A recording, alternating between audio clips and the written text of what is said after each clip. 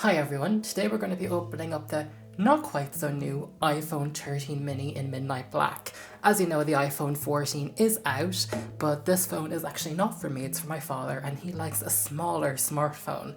And he's been rocking the iPhone SE all the way from 2016, so it was time for an upgrade, and because he likes a smaller iPhone, the 13 mini is still the best phone from Apple you can get because they've discontinued the mini with the 14. This isn't exactly the newest smartphone out there, so this will be just a quick video just to show what the 13 mini looks like for those who are after it in a midnight black colour, even in 2022. Perhaps you prefer a smaller phone yourself, because the new iPhone SE is still quite bigger than the 13 mini, so I do hope Apple revives the iPhone SE to include a smaller size for people like my father who want a smaller iPhone. So inside the box you can see you got the iPhone, and that pulls out with this pull tab, and the midnight black is actually quite nice. I'd never buy a black phone. It was more so the case of this was really all the shop had left in the 256GB variant, and it was important because he's probably going to have this phone for a very long time that he gets something that's high in storage. USB-C to lightning cable. There's no charger in Apple's new phones. We also bought an OtterBox for the 13 mini to make sure that it became drop proof, because obviously that's really important if someone's going to have a phone for a very long time, that they don't damage it, particularly because again Apple's not making small phones anymore. It was really important we got the 13 mini while they were still selling it. This is the iPhone 13 mini. Let's peel off the front cover. And that is the phone. Let's turn it on for its first boot.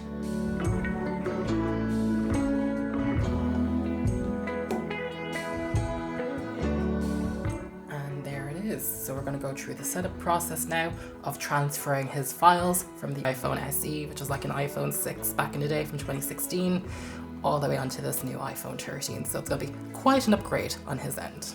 We are now transferring data from the old iPhone SE from 2016 and removing it onto the new iPhone 13. We're going to transfer from the iPhone.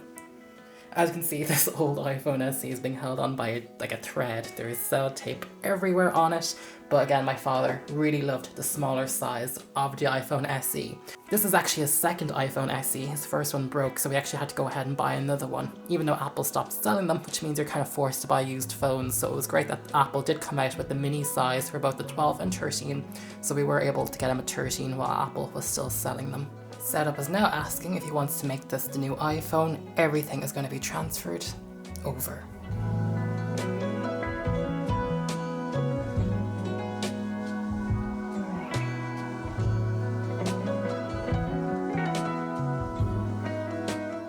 As you can see, the data from the old iPhone SE is now being transferred over to the iPhone 13 mini.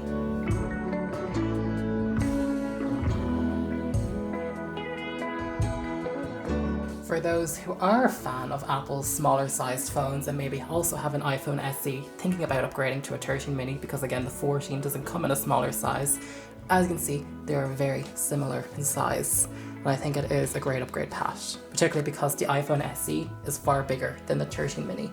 Now while this transfer is over, I thought we could take a moment to appreciate everything that this old iPhone SE has been through. It has truly been through the ringer. Look at all that sellotape holding it together. So it's definitely someone who was in desperate need of an upgrade.